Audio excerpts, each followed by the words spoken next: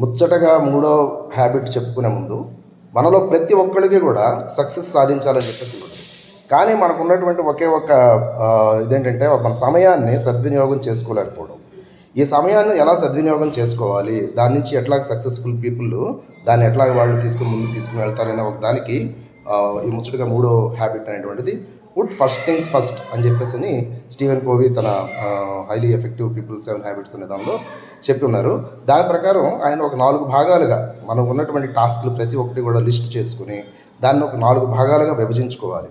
వాటిల్లో అన్నిటికంటే ముందు అర్జెంటు, ఇంపార్టెంట్ అంటే అతి ముఖ్యమైనటువంటి పనులు అనమాట. మన ఆఫీసు వర్క్ డెడ్ లైన్సే కానీ, క్రిటికల్ ప్రాజెక్ట్స్ ఏదైనా కంప్లీట్ చేయాల్సినవి కానీ, తర్వాత మన ఫ్యామిలీ కాన్ఫ్లిక్ట్స్, ఎవరితోనైనా మన ఫ్యామిలీలో ఎవరితోనైనా తగాదాలు ఉంటే అవి ఫస్ట్ మనం వాటిని వాయిదా వేయకుండా దాన్ని కంప్లీట్ చేసుకోవాలి. ఇవన్నీ కూడా ఈ డూ ఇట్ అని చెప్పేసి అన్నాడు అనమాట. అవి కంపల్సరీగా మనం ఫస్ట్ యాక్షన్ చేయాలి.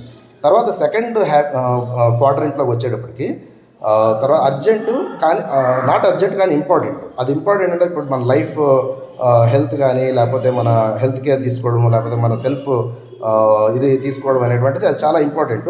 But may not be urgent. అంటే అర్జెంటుగా మనకి దాని రిజల్ట్స్ కూడా రాకపోవచ్చు. ప్రతిరోజు వాకింగ్ చేయడం కానీ, ఇలాగా మన హెల్త్ని మనం టేక్ కేర్ చేసుకోవడం అనేటువంటిది చాలా ఇంపార్టెంట్. కానీ అంత అర్జెంట్ కాకపోయినా కానీ దానికి కూడా మనం చాలా ప్రయారిటీ ఇవ్వాలి. ఈ 2 క్వాడ్రంట్లకి ఎక్కువ ప్రయారిటీ ఇవ్వాలని చెప్పారు. కానీ యువత ఏం చేస్తున్నారంటే మిగతా other priorities urgent, not important. ఇప్పుడు ఎవరో వచ్చి ఏదో ఒక పని మనకు చెప్తారు. మన గోల్స్ని మనం అచీవ్ చేయడానికి మనం ఏదైతే దారేసుకుని మనం వెళ్తూ ఉంటామో మధ్యలో ఏదో ఒకడు వచ్చి ఒకటి పని చెప్తారు. వాడికి అర్జెంటు అయ్యి ఉండొచ్చు కానీ అది మనకు అర్జెంట్ కాదు. అయినా సరే మనం దానిలో దూరతాం. అందులో దూరం అవ్వడం మన పనులు మనకి వెనకబడిపోతూ ఉంటాం అనమాట. అది వచ్చేసి తను ఏం చెప్పాడంటే దానికి డెలిగేట్ అన్నాడు. దాన్ని నువ్వు డెలిగేట్ చేసి వేరే వాళ్ళకి అప్పచెప్పు, లేకపోతే సున్నితంగా తిరస్కరించు. అది మనం అర్జెంటు కానీ ఇంపార్టెంట్ కానటువంటి వాటికి చేసేటువంటి ఒక విధానం అనమాట. అలాగే అందరూ కూడా ఎక్కువ టైం స్పెండ్ చేసేటువంటి ఒక ఇది నాట్ అర్జెంటు, నాట్ ఇంపార్టెంట్.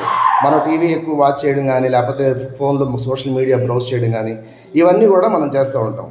అందువల్ల ఇవన్నీ కూడా మనం ఫాలో అయ్యి ఈ యొక్క మన యొక్క టాస్క్లన్నింటినీ కూడా ఇట్లా విభజించుకుంటే మన టైంని మనం కూడా సద్వినియోగం చేసుకోవచ్చు.